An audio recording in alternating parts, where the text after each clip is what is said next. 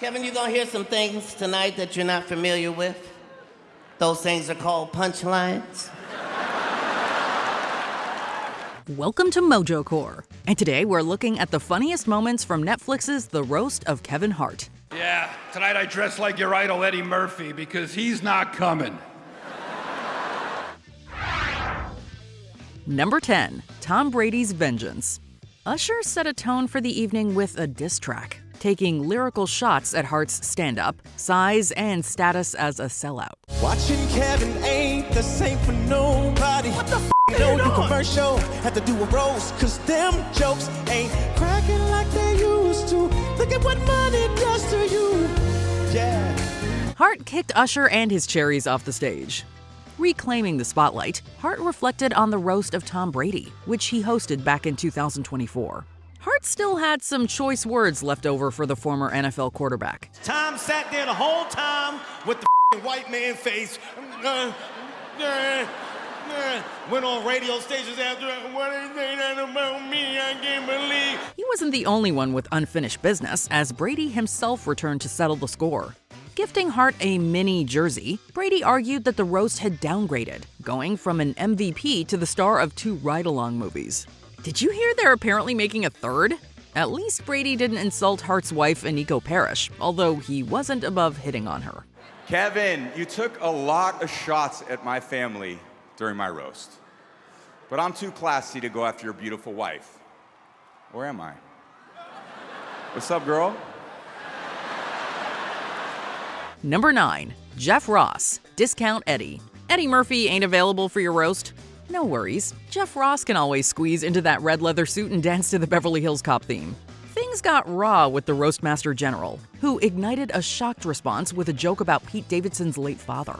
By the way, Underwood is also where they found Pete Davidson's dad on 9/11. Ross went on to throw shade at Hart's father and his history of substance use. He toned it down while talking about Hart's mother, who died from cancer in 2007. I know how important she was in your life. She was strict. One time you were acting up and she beat you with a Hot Wheels track, is that right? But Kevin, being Kevin, was undaunted, put the track back together, got in his Hot Wheels car and drove right to Hollywood. Ross is no stranger to cancer, having recently undergone treatment. He credited Hart for convincing him to get a colonoscopy after making fun of his appearance at the last roast. And that cancer screening was more entertaining than any screening you've ever invited me to. They found a stage 3 tumor in my colon. But luckily, like you, Kevin, it stopped growing. So, in a way, insult humor might have saved Ross's life, proving that laughter is the best medicine. Thank you for saving my life, little buddy. Love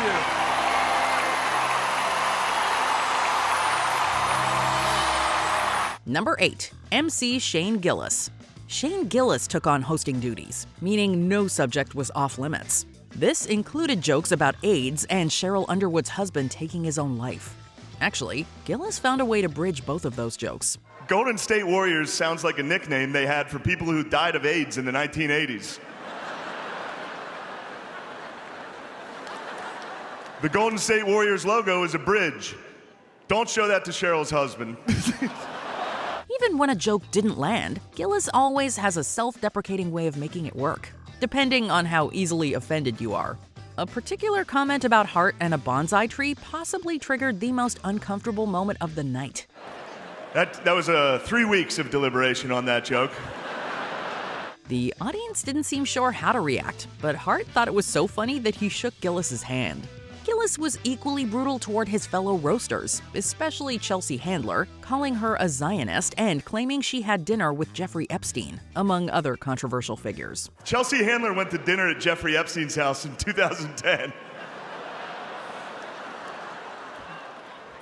It's just a fun one. You can look it up. There's articles. It wasn't like a big party. There was like 7 people there. And it was like Prince Andrew and Woody Allen were there. Anyway, ladies and gentlemen, Chelsea Handler. Number 7. Chelsea Handler takes on Shane Gillis and Tony Hinchcliffe. Of course, Handler did not let Gillis's comments slide when she got behind the microphone, commencing her roast with a jab about the host's man boobs. And that was probably her nicest comment about Gillis, as she continued to go after his eating habits, sex life, and where the two intertwine. Shane has been accused of being anti-Asian, which is ironic considering he has the complexion and physique of a steamed dumpling. Since this is Kevin's roast, Handler acknowledged how she helped launch his career, and subsequently apologized for that. I had no idea when I did this that we would be subjected to 3 Jumanjis, 2 ride-alongs, 2 diehards, endless amounts of heart-to-hearts, and whatever make-a-wish situation you have going on with the plastic cup boys. Hart got off easy compared to Tony Hinchcliffe, whom Handler accused of sucking up to Joe Rogan in more ways than one. Even when complimenting Pete Davidson, Handler tied it back to an insult directed at Hinchcliffe. Congratulations, Pete, on becoming a father. I can see you've turned over a new leaf. I'm just glad that Tony Hinchcliffe didn't have a baby and that he has a daughter now. You know, if he had a daughter, her first words would be, "Me too." For all the hits Handler took throughout the night, she more than leveled the playing field. Number 6. Tony Hinchcliffe holds nothing back. Of all the roasters in attendance, Hinchcliffe likely got the most boos whenever his name was mentioned, except maybe Draymond Green. Although many were rooting for him to bomb, Hinchcliffe reminded us why he makes a steady living as an insult comic. Regina Hall is here. She was in a hit movie, One Battle After Another, which is how Lizzo describes stairs. Yeah. Every time the audience laughed or gasped, Hinchcliffe was already moving on to the next joke, whether it was regarding Lizzo's struggle with stairs, the location of Handler's frozen eggs, or how nobody knows who Cheryl Underwood is. Cheryl Underwood, more like under a rock. Who even is this bitch? You look like a grape Laffy Taffy that went through the dryer. How have you been sitting next to me and playing drums the whole night? He not only managed to insult individuals, but entire groups of people too. Hinchcliffe also brought up Hart losing his Oscar hosting gig over controversial tweets. Ironic, since Hart, even at his most controversial, feels tame compared to what Hinchcliffe says on a routine basis. You know, Kevin, they told me not to mention your kids on this roast, but I must say, you did good. They've gotten so big, they now buckle Kevin up in the car seat. Number 5. Pete Davidson jokes about his dad. Pete Davidson seems like a genuinely nice guy, not to mention a good sport considering how many jokes were told at his late father's expense. It's not like Davidson isn't without a dark sense of humor. The former SNL star demonstrated this when he compared Tony Hinchcliffe to Charlie Kirk. Kill Tony! Please, someone! Davidson proceeded to announce Lizzo as the star of the next Clumps movie, and called out Handler for looking older than former boyfriend 50 Cent, even though both were born in 1975. What's left of Lizzo is here. Either that or Eddie Murphy just premiered the newest Clump. Hercules! Hercules! Davidson also figured that if everyone else can make jokes about his dad, so can he, turning his grief into an insult aimed at Ross. Jeff looks like my dad if he somehow survived 9/11. Davidson capped things off by saying that if any comedian is owed money from Saudi Arabia, it's him. You know, I get lumped in a lot with Kevin because we both performed at the Riyadh Comedy Festival. But the difference is Kevin went to Saudi Arabia for a day's work, while I've been owed that money since I was 7. Number 4. Lizzo and the Several Kevins. Lizzo perhaps had the most inventive introduction, playing her flute as she led a group of Hart's body doubles. And by that we mean little people dressed as Kevin's various characters, from Mouse in the Jumanji films, to Roland in Borderlands, to which movie was the chicken costume from again? This is against union rules, you know. They gonna kick you out the Lollipop Guild. In any case, Lizzo's rendition of Whistle While You Work is better than the one we got in the live-action Snow White remake. In an evening with no shortage of short jokes, this one was by far the most elaborate. Ain't no Ozempic for being short and greasy. Lizzo didn't stop with her musical performance, prepared with some more jokes for Hart, along with the rest of the roasters. Oh, Night School. Night School was the chicken movie. Draymond Green is here. Why is everyone booing him? I'm excited to see you. Personally, I've never seen Draymond Green in person. I always thought he was just 6 Kevin Harts in a trench coat. Number 3. Regina Hall speaks for Hart's mother. For the most part, the other roasters didn't have anything very mean to say about Regina Hall. It seemed like Hall had nothing but nice things to say about Hart, at first. Talking about their long-lasting friendship, Hall's roast took an unexpected turn, revealing that she can channel Hart's late mother. Kevin, I love you, and I'm so proud of you. You won Best Picture of the Year. Oh, wait, no, that's for me. Hold on. Because you didn't win, Kevin, but thank you, Miss Nancy. Hall relays a list of things that Hart's mom wished to share from beyond the grave. Turns out there are no Kevin Hart movies in heaven, but the place where his father went is another story. She misses your movies. She says they don't go up there in heaven because it's heaven. But she said your dad is enjoying them all down where he is. Hall had messages for a few others, including one from Davidson's dad. Hall fully committed to the bit, coming off as sincere and morbid while talking about Hart's mother getting busy with Michael Clark Duncan in the afterlife. It's Mother's Day. Sorry. Number 2, Katt Williams and Hart squashed their beef. We think? Hart and Williams haven't been on the best of terms since the latter gave a hot take in a 2018 radio interview. Making a surprise appearance at Hart's roast, Williams doubled down on his past comments. Yes, I said some things I'd like to take back. Some things I said were misunderstood. I did say that Kevin was a Hollywood puppet, and I want to explain that because it might not be what you think. He claimed that Hart had stolen movie roles from him, not that Williams was eager to star in The Secret Life of Pets 2.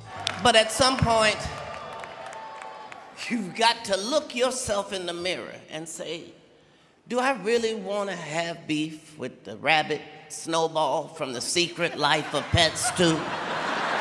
For all the bad blood, Hart seized the opportunity to make peace with Williams. That was until Hart got his turn to roast everybody, seemingly resurrecting his beef with Williams almost as quickly as it ended. What I want you to do is go back and look at that moment where I shook Katt's hand and I looked him in the eye and I said, I just want us to be friends. Some of the best acting that I've ever did in my career. While Hart assured the audience that their feud was officially over, he still had a few things to get off his chest. Namely that Williams partied with Diddy too. Katt was at the same party. I saw him, he saw me. He said, shh. Before we unveil our top pick, here are some honorable mentions. Naeem Lynn. Let's get him in Ride Along 3. You could have helped my career by putting me in a movie 15 years ago. You about to do Ride Along 3 and I still ain't rode along. Draymond Green. Not surprised that he didn't write his own jokes, but the NBA star delivered them well. Pete Davidson's here. Pete Davidson's here. Why? Big J. Okerson. Now we want a version of The Substance with Handler and Nikki Glazer. The queen of roasting is not here tonight, Nikki Glazer, of course, because it's Chelsea Handler's week with The Substance. They each get 1 week. You can't cross over. Cheryl Underwood. She can make jokes about her husband, too. Tony, you think you hurt my feelings by talking about my dead husband? My husband only died once. You die every night with them whack-ass jokes you be telling. Tiana Taylor. Hall wasn't the only one battle after another actress ready to roast Hart. One of your movies is playing in my living room right now, and my 5-year-old yelled out that you was built like you came with AAA batteries in a Barbie car. My 10-year-old asked Mommy, if Uncle Kev is 5'3" and I'm 4'10", how am I still taller than him? Number 1, Dwayne Johnson crashes the party. Venus and Serena Williams had a surprise for Hart. They introduced The Rock, who entered as if this were his WWE comeback. I'm actually here tonight because someone needs to chew up Kevin's food and spit it in his mouth. Isn't that right, my little chocolate baby bird? You laugh because it's true. Johnson didn't pull any punches, once again proving that Kevin Hart productions are always better with him attached.